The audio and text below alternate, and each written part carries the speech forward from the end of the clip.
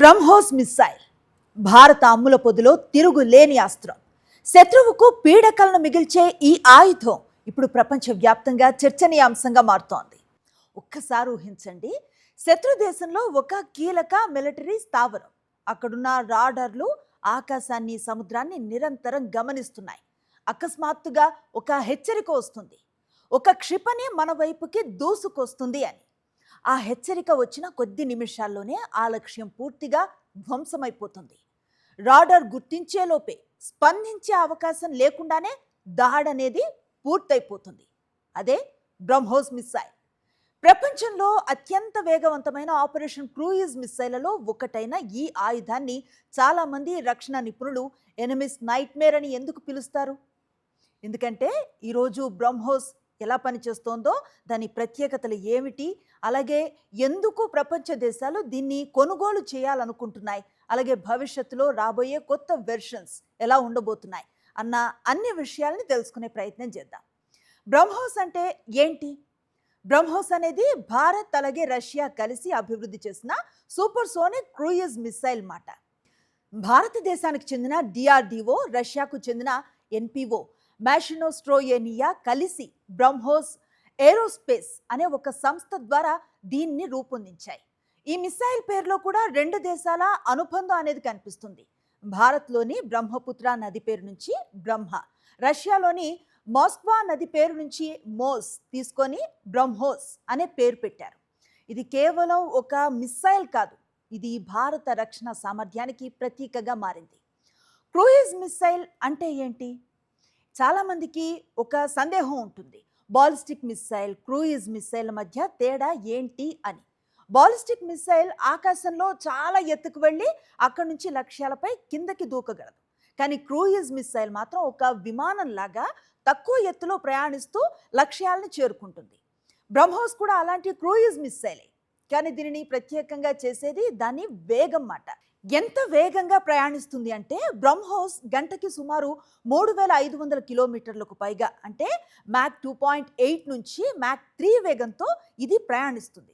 సాధారణంగా ప్రపంచంలో చాలా క్రూయిజ్ మిసైల్స్ శబ్ద వేగం కంటే తక్కువగా ప్రయాణిస్తాయి, కానీ బ్రహ్మోస్ మాత్రం శబ్ద వేగానికి దాదాపు 3 రెట్ల వేగంగా దూసుకుపోతుంది. దీనివల్ల శత్రువుకు స్పందించడానికి చాలా తక్కువ సమయం మాత్రమే ఉంటుంది. ఈ వేగం ఎలా సాధ్యం అవుతుంది అంటే ఇక్కడే బ్రహ్మోస్ అసలు టెక్నాలజీ అనేది తెలుసుకోవాలి. మొదట ఒక సాలిడ్ రాకెట్ బూస్టర్ మిసైల్ను అత్యంత వేగంతో ముందుకు నెడుతుంది. ఆ తర్వాత రామ్జెట్ ఇంజన్ పనిచేయటం ప్రారంభిస్తుంది. ఈ రామ్జెట్ ఇంజన్ వల్లే బ్రహ్మోస్ మొత్తం ప్రయాణంలో తన సూపర్ సోనిక్ వేగాన్ని నిలబెట్టుకుంటుందన్నమాట.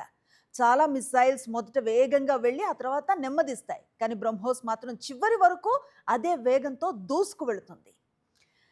సీ స్కిమ్మింగ్ టెక్నాలజీ అంటే ఏంటి? బ్రహ్మోస్లో అత్యంత ప్రమాదకరమైన లక్షణాల్లో ఇది ఒకటి అని చెప్తారు. సముద్రంపై కేవలం 10 నుంచి 15 మీటర్ల ఎత్తులో మాత్రమే ఇది ప్రయాణిస్తుంది. దీనివల్ల శత్రు రాడార్లు చాలా ఆలస్యంగా దీన్ని గుర్తించగలుగుతాయన్నమాట. రాడార్లో కనిపించే సమయానికి లక్ష్యాన్ని చేరుకోవటానికి కొన్ని క్షణాలే మిగులుతాయి. అందుకే నావికదళ యుద్ధాల్లో బ్రహ్మోస్కి ఒక ప్రత్యేక ప్రాధాన్యత అనేది ఉంటుంది. ఫైర్ అండ్ ఫోర్గెట్ అంటే ఏంటి? బ్రహ్మోస్ను ప్రయోగించిన తర్వాత దాన్ని మళ్ళీ నియంత్రించాల్సిన అవసరం అనేది ఉండదు. అది స్వయంగా తన మార్గాన్ని గుర్తిస్తుంది, లక్ష్యాన్ని గుర్తిస్తుంది. చివరి దశలో దిశ మార్చుకుంటూ ఖచ్చితంగా దాడి చేస్తుంది.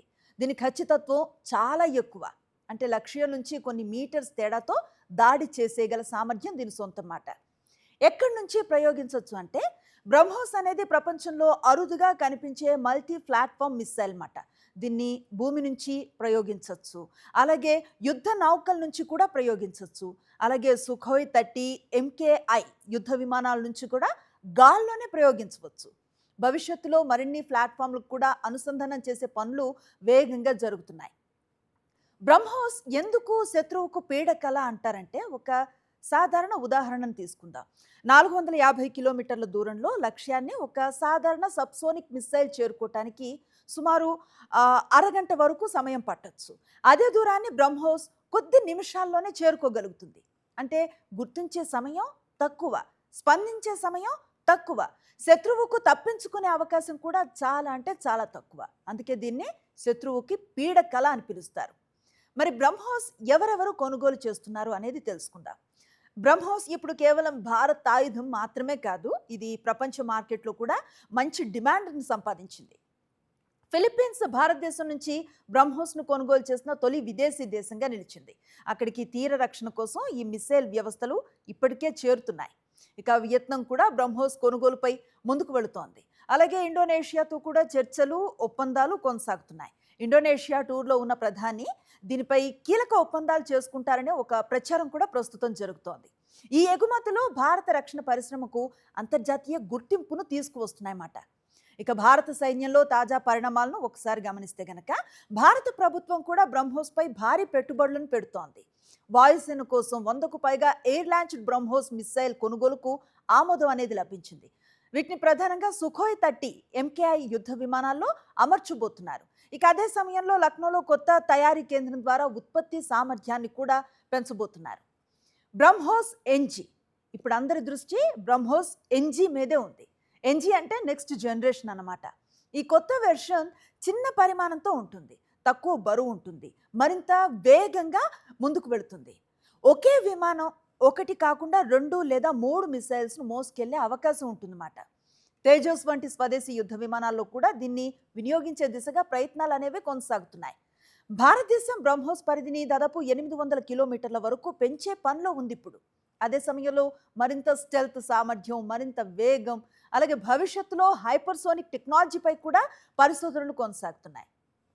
అంటే రాబోయే సంవత్సరాల్లో బ్రహ్మోస్ మరింత శక్తివంతంగా మారే అవకాశం ఖచ్చితంగా ఉంది అని చెప్పొచ్చు. ఒక దేశ భద్రత కేవలం సైనికుల ధైర్యంపై మాత్రమే ఆధారపడదు, వారి చేతిలో ఉన్న సాంకేతికత కూడా అంతే కీలకం. ఆ సాంకేతికతకు భారతదేశం ప్రపంచానికి చూపిస్తున్న గొప్ప ఉదాహరణల్లో బ్రహ్మోస్ అనేది ఒకటి. అత్యంత వేగం, అద్భుతమైన ఖచ్చితత్వం, రాడార్లను మోసం చేసే సామర్థ్యం, భూమి, గాలి, సముద్రం నుంచి ప్రయోగించే వెసులుబాటు, ఈ అన్ని లక్షణాల వల్లే బ్రహ్మోస్ ప్రపంచంలో అత్యంత భయంకరమైన క్రూయిజ్ మిసైల్స్లో ఒకటిగా గుర్తింపు పొందింది. ఈ సమాచారం మీకు ఉపయోగపడితే వీడియోకు లైక్ చేయండి. అలాగే మీ అభిప్రాయాల్ని కామెంట్ సెక్షన్లో తప్పకుండా తెలియచేయండి. ఇలాంటి ఆసక్తికరమైన రక్షణ, సాంకేతిక, అంతర్జాతీయ అంశాలపై మరిన్ని వీడియోల కోసం మా ఛానల్ను సబ్స్క్రైబ్ చేయటం మర్చిపోవద్దు.